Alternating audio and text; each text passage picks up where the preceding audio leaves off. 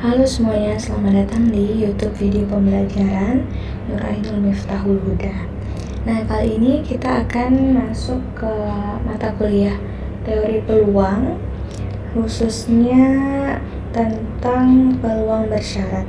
Jadi, kalau teman-teman masih ingat, sebelumnya kita sudah membahas ya tentang aksioma peluang itu seperti apa, kemudian rules yang ada di peluang itu seperti apa gitu ya. Dan sekarang kita akan masuk ke dan juga membahas contoh-contohnya ya, contoh-contoh kasusnya. Nah, sekarang kita masuk ke conditional probability atau peluang bersyarat. Nah, di sini dikatakan jadi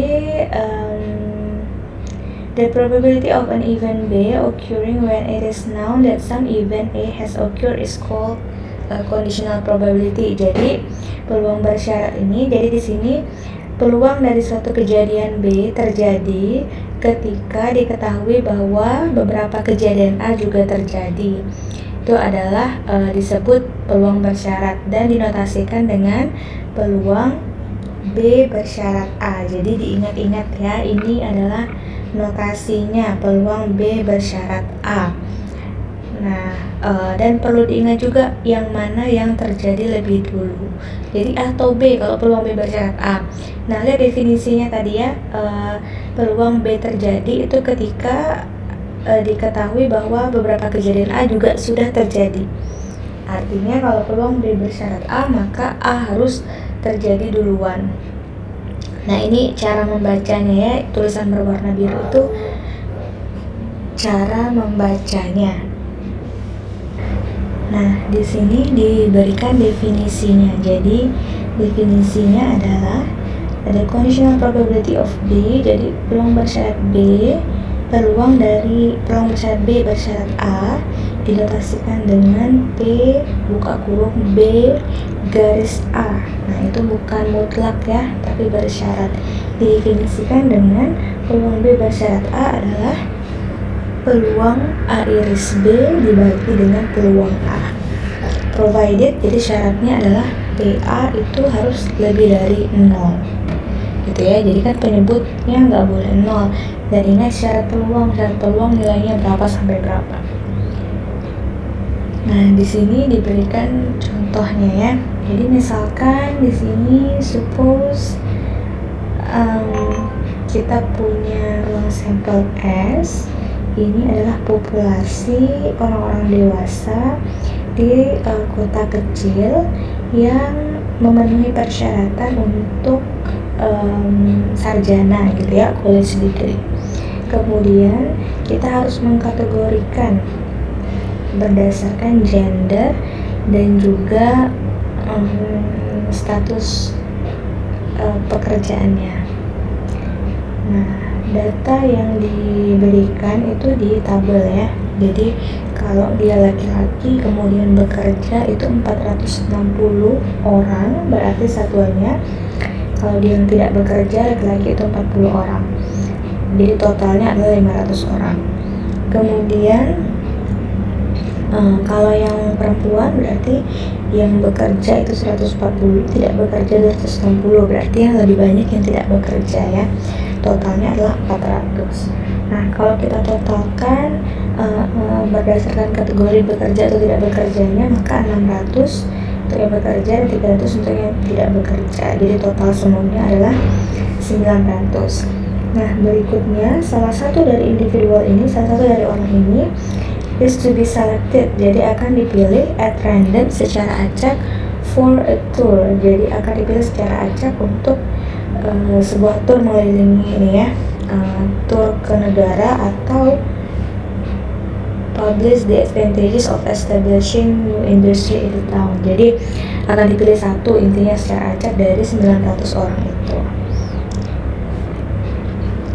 Nah, yang pertama, masih ingat yang harus kita definisikan adalah kejadiannya. Jadi jangan lupa mendefinisikan kejadiannya. Karena tadi misalkan nih yang M ini seorang laki-laki yang terpilih gitu ya.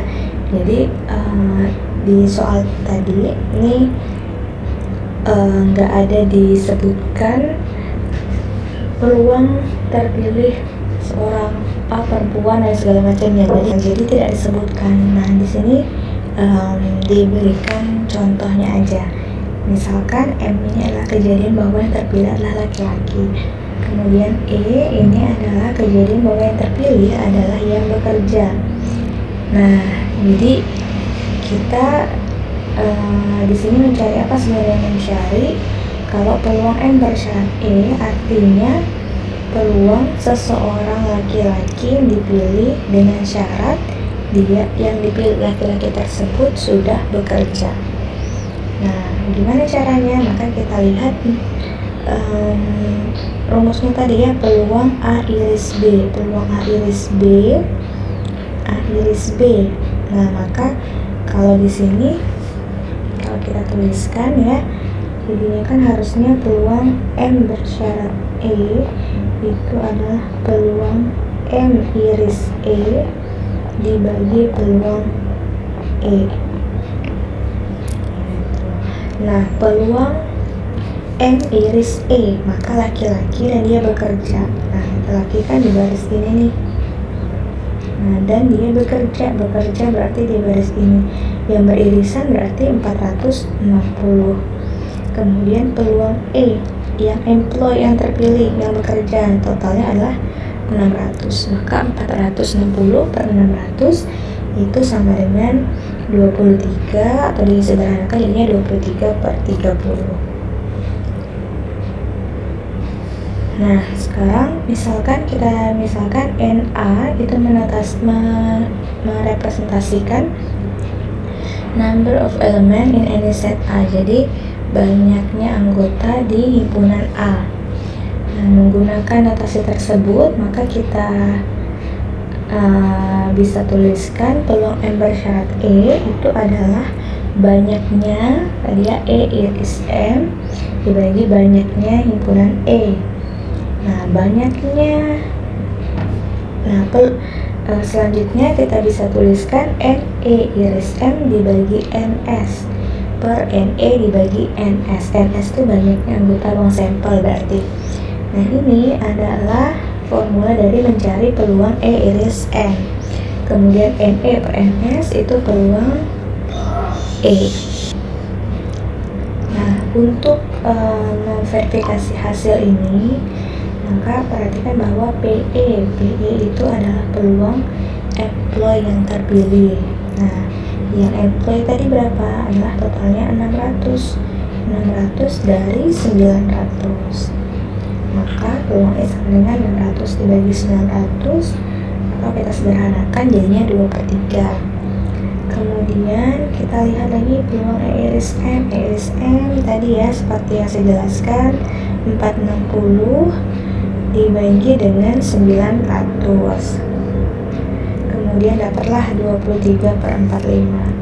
Maka peluang M beririsan E itu adalah 23 per 45 dibagi dengan 2/3. Hasilnya 23 per 30. Nah, ini hasilnya sama dengan yang sebelumnya ya. Nah, jadi sebenarnya ini menunjukkan ada dua cara untuk mengerjakannya. Yang pertama menggunakan seperti yang saya contohkan tadi ya, sesimpel itu. Tapi yang kedua kita menggunakan konsep peluang tadi ya, ada NA, ada NS seperti itu ya, tapi hasilnya tetap sama. Nah, berikutnya ada contoh lagi. Contohnya adalah the probability that a regularly scheduled flight departs on time. Jadi ini tentang ini ya, penerbangan tiba tepat waktu, peluangnya itu adalah 0,83. Keberangkatannya tepat waktu 0,83. Terus the probability that it arrives on time. Jadi kalau datangnya, tibanya itu on time, peluangnya adalah 0,82. Nah, ini teman-teman bisa lihat ya, kalau di sini udah ada mendefinisikan kejadiannya, berarti D ini berarti kejadian bahwa flight departs on time, berarti pesawatnya berangkat tepat waktu. Kalau yang A berarti arrival ya on time juga, kedatangannya tepat waktu. Dan peluang bahwa dia berangkat dan tiba tepat waktu itu adalah 0,78. Sekarang diminta tentukan peluang bahwa pesawat yang tiba on time bersyarat bahwa dia juga berangkatnya on time. Nah, berarti ini disyarat apa nih? Peluang A bersyarat D atau D bersyarat A? Gitu ya. Nah, kita bisa lihat konsepnya dari tadi salah satunya, yang mana yang terjadi lebih dulu. Atau biasanya ada given, berarti bersyarat. Nah, artinya nomor 1 ini kita mencari peluang A bersyarat D sebenarnya. Peluang A bersyarat D ini caranya gimana? Berarti peluang D iris A dibagi peluang D. Peluang D iris A adalah 0,78, peluang D itu adalah 0,83, sehingga dapat hasilnya sekian. Kalau kita cari 0,94, artinya apa? 94% peluang bahwa jika dia berarti berangkatnya on time, maka tibanya juga akan on time. Kemudian yang kedua, peluang bahwa berangkatnya on time bersyarat tibanya on time. Nah, ini berarti sebaliknya ya. Berarti peluang D bersyarat A. Berarti D bersyarat A, peluang D iris A dibagi peluang A. Hasilnya 0,78 per 0,82. Ini hasilnya 0,95. Nah, berarti 95% itu kalau dia tibanya on time, maka dia juga akan berangkat on time. Nah, ternyata hasilnya berbeda ya, jadi nggak bisa dibolak-balik. Kalau peluang A bersyarat D itu tidak sama dengan peluang D bersyarat A. Nah, dan juga banyak lagi contoh-contoh yang lainnya yang bisa teman-teman lihat di latihannya. Nah, berikutnya kita masuk ke independent events atau kejadian saling bebas. Nah, di sini ada definisinya. Two events A and B are independent if and only if. Kedua kejadian A dan B itu saling bebas if and only if, ya, jika dan hanya jika peluang B bersyarat A itu sama dengan peluang B, atau peluang A bersyarat B itu sama dengan peluang A. Assuming the existence of the conditional probabilities, otherwise A and B are dependent. Selain dari kasus itu, maka A and B adalah saling bebas, gitu ya.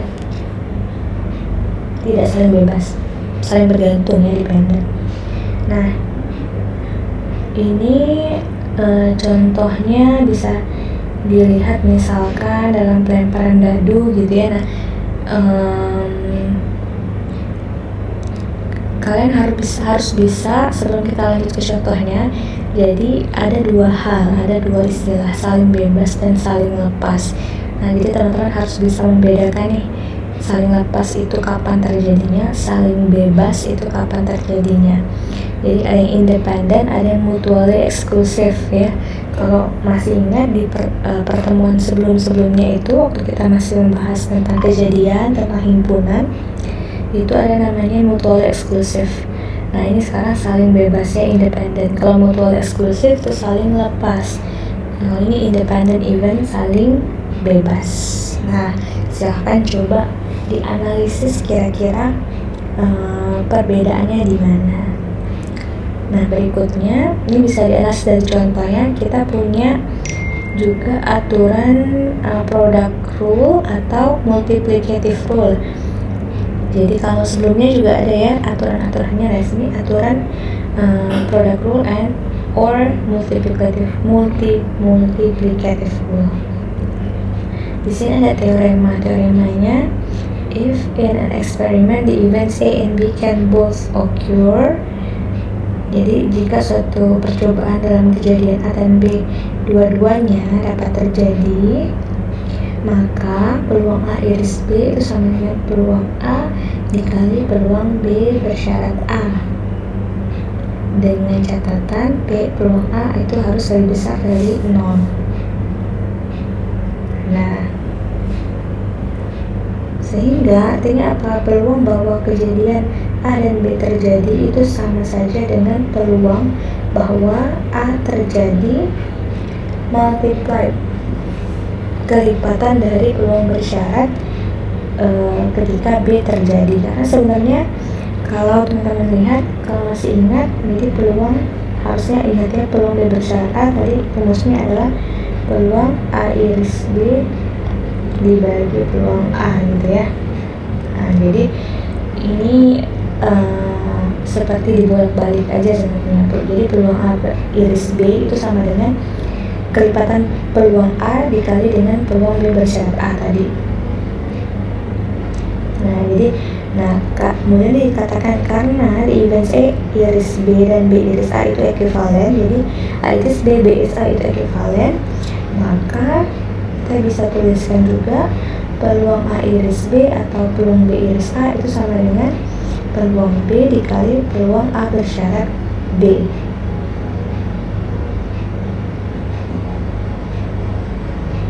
Oke, seperti itu ya. Kita lihat contohnya.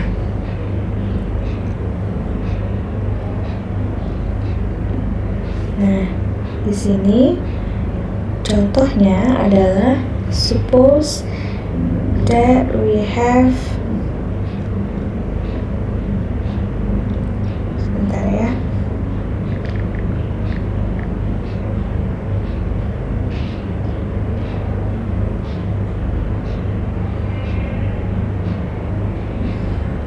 Misalkan kita punya satu fuse box yang memuat 20 dari satu kotak memuat 20 fuses.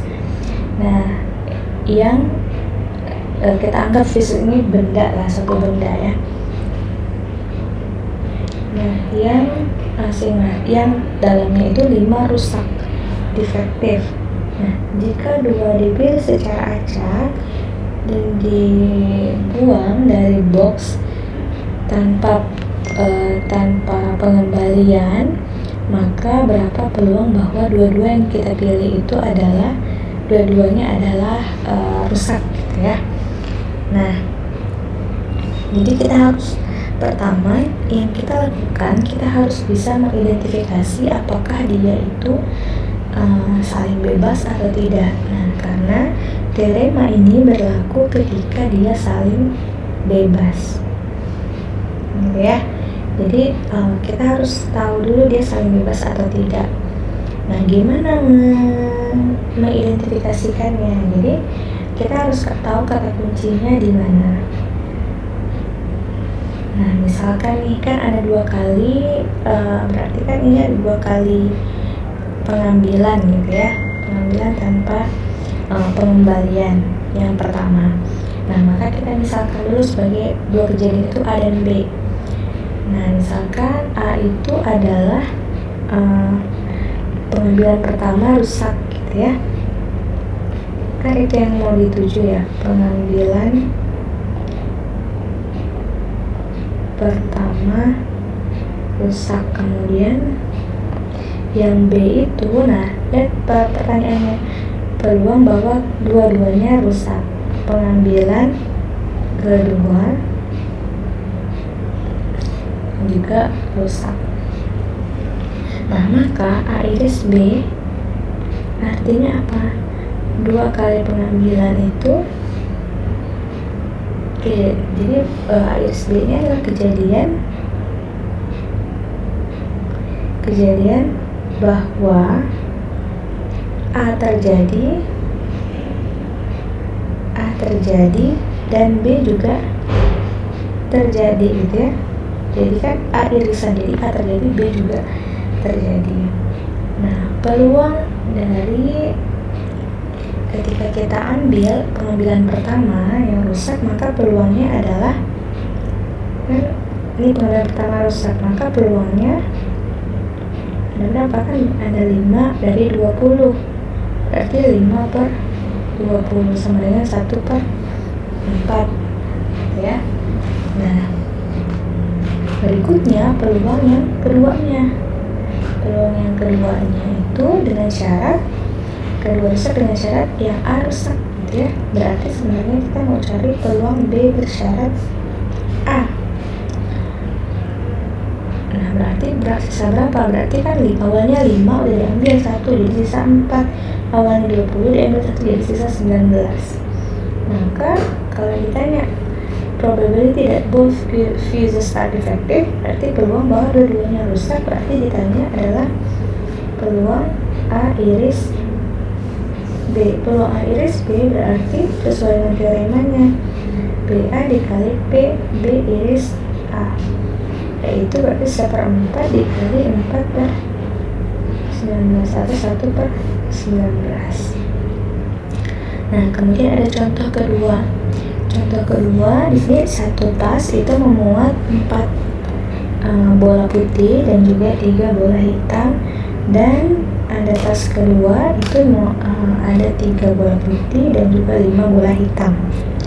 Kemudian satu bola, ini tas pertama, ada tas kedua, ada 4 bola putih, ini 3, ada 3 hitam, ini 5 hitam. Nah satu bola diambil dari tas pertama. Jadi bayangkan kalau ada tas kedua, nah satu bola diambil dari tas pertama, kemudian dan diletakkan tanpa melihat di tas kedua.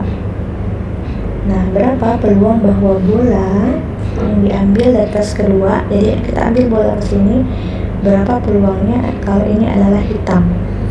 Nah ini teman-teman harus identifikasi dulu, ini karena soalnya itu ada di bagian bab peluang bersyarat, maka pasti ada peluang bersyarat ya. Tapi perlu dilihat kondisinya. Kenapa pakai peluang bersyarat? Karena ada urutannya ya. Urutannya itu bukan seperti permutasi kombinasi, tapi yang ditanya ini seperti ini kan tas pertama, ini tas kedua. Yang ditanya adalah pengambilan dari tas kedua dengan syarat tadi dari tas satu dulu dan di satu bola baru dimasukkan ke tas kedua, jadi nggak secara bersamaan. Nah makanya nanti pakai peluang bersyarat. Nah silahkan nanti dicoba ya kira-kira hasilnya seperti apa. Nah berikutnya ada itu nanti soalnya bisa pakai diagram ini ya, diagram pohon. Nah berikutnya ada teorema lagi. Jadi two events A and B are independent if and only if. Jadi A dan B saling bebas jika dan hanya jika peluang A iris B itu sama dengan peluang A dikali peluang B. Therefore, to obtain the probability that two independent events will both occur, we simplify the product of the individual probabilities. Nah jadi untuk mencari peluang A iris B ini yang biasanya dipelajari mungkin dulu ya. Jadi peluang A iris B itu adalah peluang A kali peluang B, sehingga nanti untuk mendapatkan peluang dari dua kejadian yang saling bebas itu hanya dengan mengalihkan kedua peluang tersebut. Kita langsung ke contohnya. Oke, contohnya di sini a small town has one fire engine. Jadi ada satu mesin pemadam dan satu ambulan yang disediakan untuk emergencies, untuk keadaan darurat. Nah, peluang bahwa fire engine nya tersedia itu adalah ketika dibutuhkan adalah 0,98. Berarti kita misalnya kejadian yang fire engine ini adalah sebagai kejadian A, kemudian kalau yang ambulan ini kejadian B gitu ya.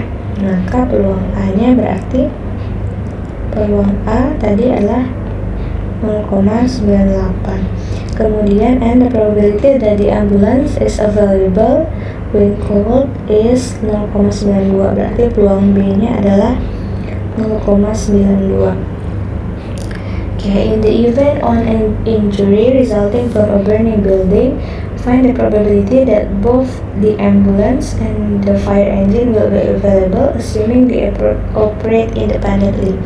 Jadi dalam suatu kejadian yang menghasilkan kebakaran bangunan, Jadi terus ada injury juga, ada luka. Maka tentukan peluang bahwa kedua kejadian ambulan dan fire engine-nya, penerbangnya tersedia, assuming dengan syarat mereka beroperasi saling bebas. Nah, jadi ini untungnya ada dituliskannya independently-nya, saling bebas. Maka sesuai dengan yang diketahui di soal, sesuai dengan kondisinya juga, maka bisa kita terapkan teorema sebelumnya. Jadi peluang A iris B itu adalah peluang A dikali peluang B. Maka tinggal kalikan aja 0,98 kalikan 0,92. Nah, berikutnya ini adalah pengembangannya ya. Jadi di sini ada teorema lagi, jika dalam suatu percobaan kejadian A1, A2 sampai AK itu terjadi, maka peluang A1 iris A2 iris seterusnya sampai iris AK itu adalah peluang A1 dikali peluang A2 iris A1 bersyarat A1 dan seterusnya seperti yang di layar ya. Nah, jika kejadian A1, A2 sampai AK itu saling bebas, maka ini adalah pengembangan dari teorema sebelumnya, berarti tinggal dikalikan aja.